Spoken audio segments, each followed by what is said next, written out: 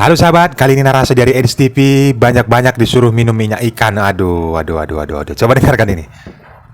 Saya heran, kok bisa kamu Kristen tapi kamu tidak mengakui bahwa Yesus hamba Tuhan?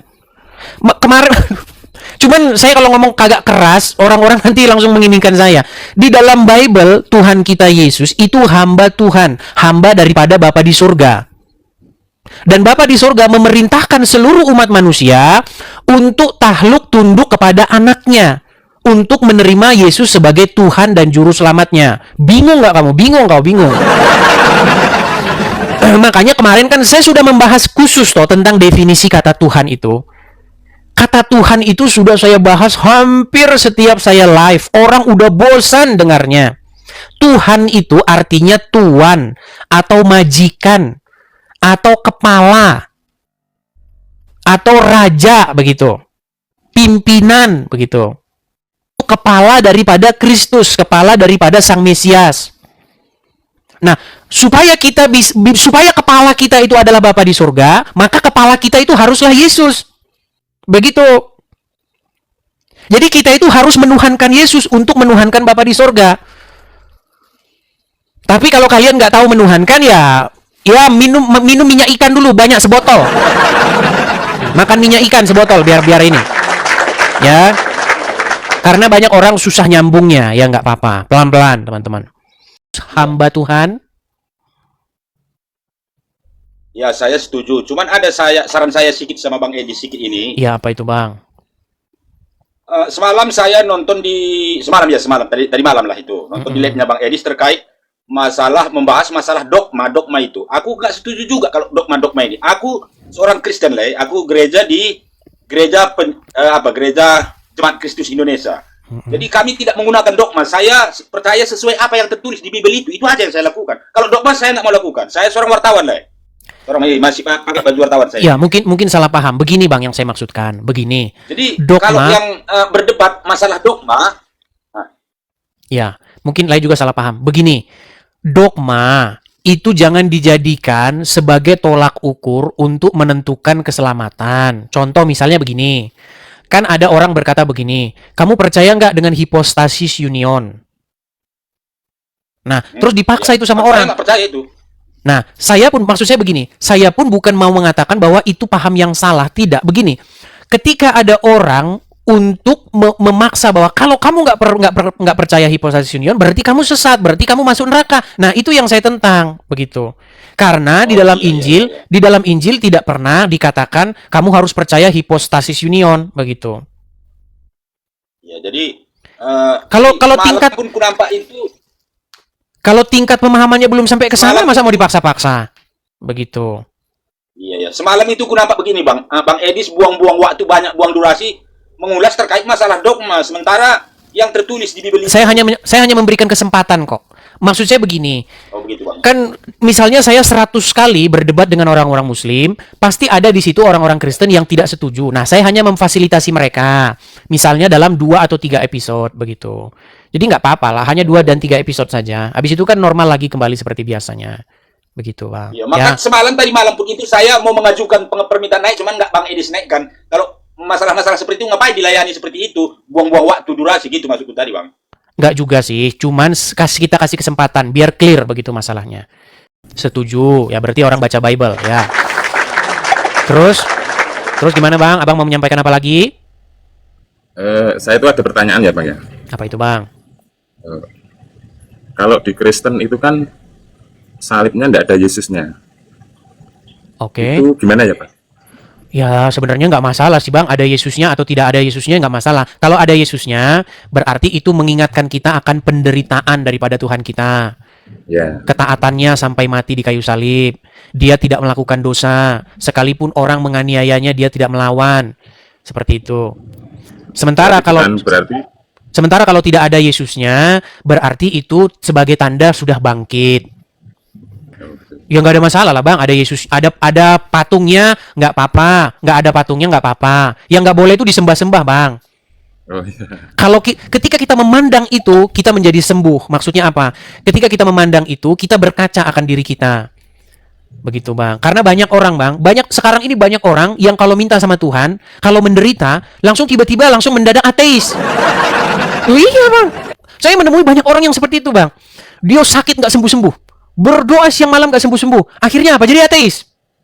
Nggak ada Tuhan itu, omong kosong itu katanya. Nggak ada. Tetapi Bang, ketika kita melihat Yesus yang disalibkan, sebenarnya orang akan menjadi sembuh Bang.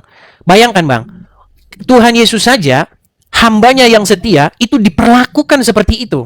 Menderita seperti itu. Apalagi kita, gitu loh.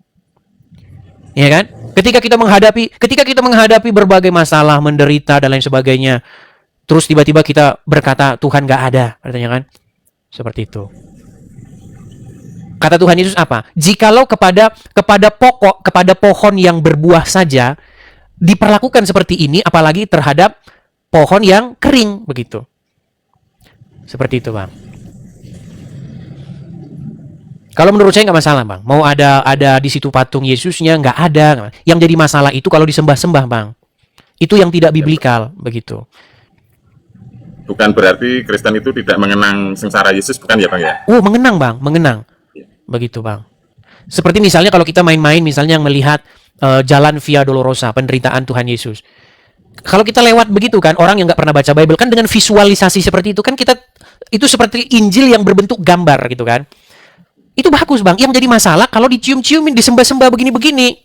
Itu yang tidak boleh. Karena di dalam Bible dikatakan jangan perbuat bagimu patung yang menyerupai apapun. Baik yang ada di langit di atas, baik yang ada di bumi, baik yang ada di air, di bawah bumi. Jangan engkau sujud menyembah kepadanya. Itu yang nggak biblikal. Begitu. Seperti itu Bang. Oke? Ya, Muslim ngomong katanya Tuhan menderita. Dia nggak tahu Tuhannya dia diracun, nggak tahu. Jadi saya itu udah ngomong berkali-kali mengenai kata Tuhan itu, Bang. Kata Tuhan itu sebenarnya itu artinya itu ya Tuan itu. Tuhan sama Tuan itu kata yang sama. Begitu. Kalau bahasa Arabnya itu Rob. Artinya apa? Yang kepadanya kita itu mengabdi, yang kepadanya kita itu taat, patuh, tunduk, ngikut, gitu, Bang. Itu maksudnya. Seperti itu. Jadi ketika orang Muslim mendengar Tuhan meninggal, itu mereka kaget karena mereka nggak tahu definisi Tuhan, begitu. Tuhan itu ya Tuan itu kata yang sama. Makanya sering sekali terjemahan LAI itu kalau dibaca sama orang Islam, memang mereka itu ketawa. Begitu. Karena memang kata kurios itu diterjemahkan menjadi kata Tuhan, begitu. Padahal itu kata Tuhan dengan Tuhan itu kata yang sama. Contoh misalnya, ketika Maria Magdalena menjenguk ke kubur Yesus. Apa kata Maria Magdalena? Ketika Tuhan Yesus sendiri memanggilnya. Kan Maria Magdalena berkata, "Jikalau jikalau engkau menyembunyikan, tolong katakanlah." Begitu kan? Sesungguhnya mayat Tuhanku dicuri orang. Kan itu kan? Kata Maria Magdalena, mayat Tuhanku diambil orang gitu. Nah, itu kalau dibaca sama Muslim mereka ketawa-ketawa katanya. Mayat Tuhan katanya.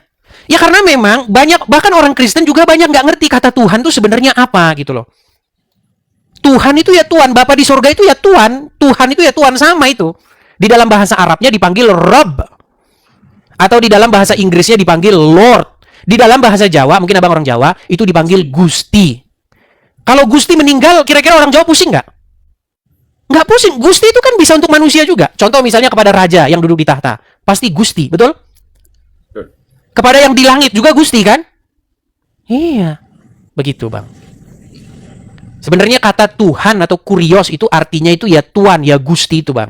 Makanya biar nggak pusing orang-orang yang baca itu. Begitu. Karena kalau orang Muslim bilang Tuhan meninggal, itu mereka aneh begitu. Ini Tuhan kok meninggal? Ini gimana ini gitu. Makanya mereka jadi gagal memahami Bible begitu. Seperti itu, Bang. Itu sudah sering kita bahas, Bang.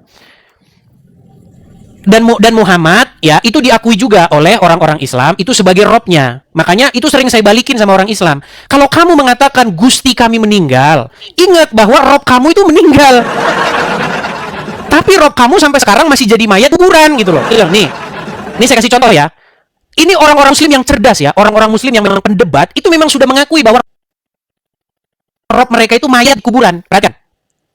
Salam. Agama apakah yang Robnya adalah mayat? Kami Agama apa? Islam. Jadi ketika mereka mengatakan, Tuhannya kok mayat? Lupa dia Robnya mereka mayat di kuburan. Sampai hari ini masih menjadi mayat.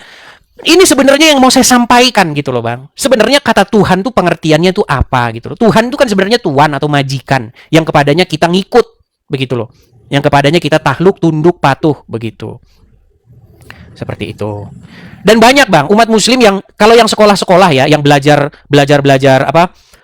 Agama Islam itu mengatakan bahwa Muhammad itu memang robnya umat Islam. Nih, saya kasih contoh lagi nih.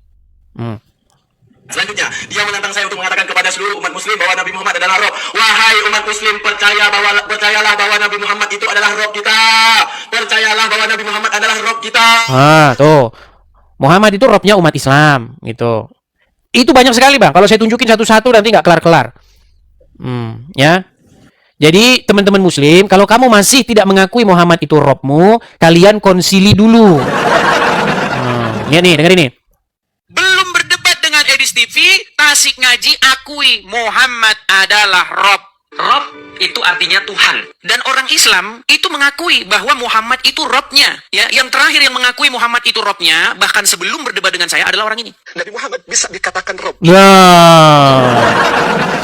Abdul Somad berani nggak naik sini? Mau saya Adi Hidayat bahas Muhammad Rob atau bukan? Mana berani, nggak mungkin berani. Begitu, ya Bang ya. Oke, hanya itu Bang ya. Oke, saya turunkan ya Bang ya. Oke, sama-sama Bang, sama-sama. Bagaimana sahabat? Setelah mendengar video ini, tuliskan di kolom komentar dan bagaimana menurut kalian tentang pernyataan Edis TV tadi mengenai patung yang disinggungnya tadi.